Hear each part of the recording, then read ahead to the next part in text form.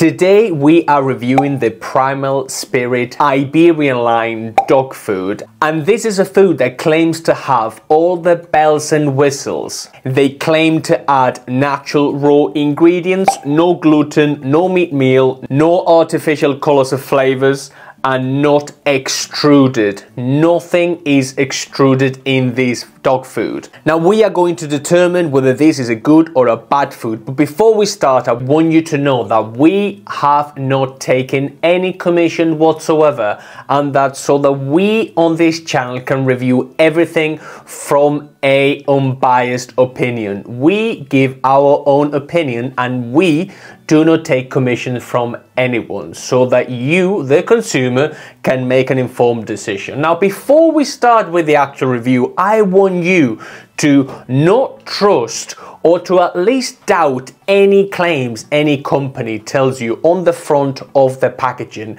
because guess what? Marketing is what rules the world. So that in order for us to get the actual crux of the ingredients, we need not look at the front of the bag of food. Instead, I want you to turn that bag of food over and assess for yourself whether that bag of food is good or bad for your dog. And without further ado, let's get into the actual review. Now we are going to be reviewing the adult Iberian pork with salmon, and this will set you back about £37 here in the UK. Now it's very important that you look at the ingredients, because manufacturers cannot lie in the ingredients list. They can be vague, but they cannot lie about what they put in their recipe. And for the Iberian pork with salmon recipe, we see 40% fresh pork, and that is really good.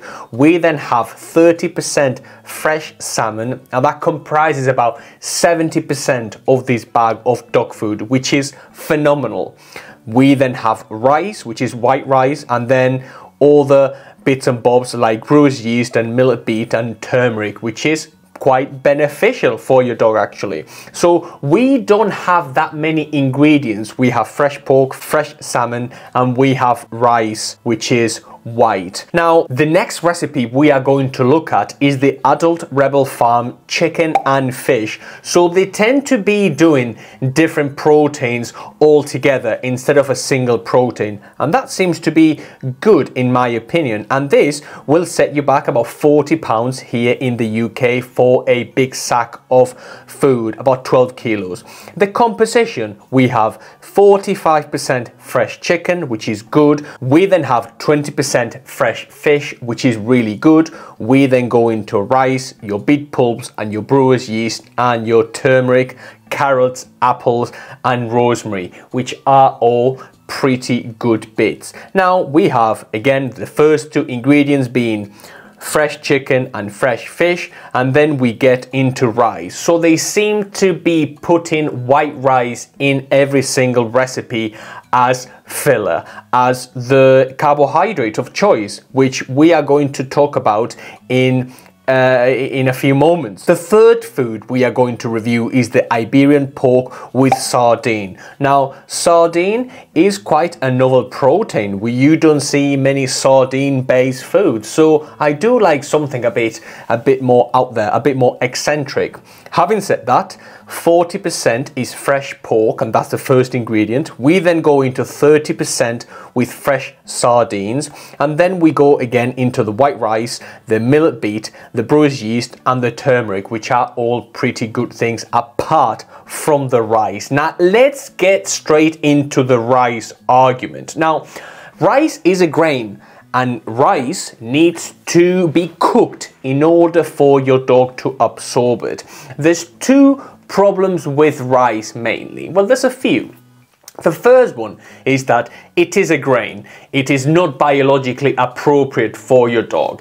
If your dog were left to their own devices in the wild, your dog would not seek and take a stove out and boil some water and prepare rice. That's not what your dog would do. Also, if you have ever given your dog any rice, you will see that the rice goes everywhere, because dogs cannot masticate, they cannot chew rice like we do. Furthermore, they don't have something called salivary amylase to break down starches in the mouth. They can indeed digest some carbohydrates through the liver and pancreas, but grains, and especially white rice, tends to be one that causes aggravation whenever we talk about putting it in dog food in quite big quantities. Now, the problem with this food, and it's a bit of a balancing act, is that they don't really specify how much rice they are putting into the recipe.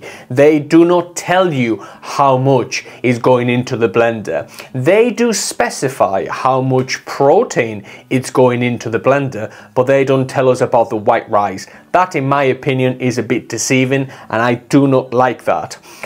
I absolutely love that they use fresh ingredients to get into the blender. So like your fresh pork, your fresh sardines, your fresh chicken, your fresh fish. Those are all phenomenal ingredients to put in a dog food. Now, whenever we get into white rice, again, it's a grain. It expands when you cook it. So when you cook it at home and you prepare it, it does expand, and it's not the carbohydrate of choice for your dog. Your dog shouldn't ideally be intaking any grains whatsoever. Now, how can we defend somehow these dog food? Well, it tends to be quite cheap. It's on the cheaper scale, so it is a bit of a balancing act. You cannot have all prime ingredients and the top quality into everything that goes into a bag of food and still pay £40 or thereabouts. So my hint is that the manufacturer is trying to cut down costs by adding white rice, which is, again, one of the worst fillers in my opinion. So the debate becomes how much white rice would be acceptable to you in your dog's diet. Would 1% be okay? How about 3%? Is 8% okay? Bear in mind that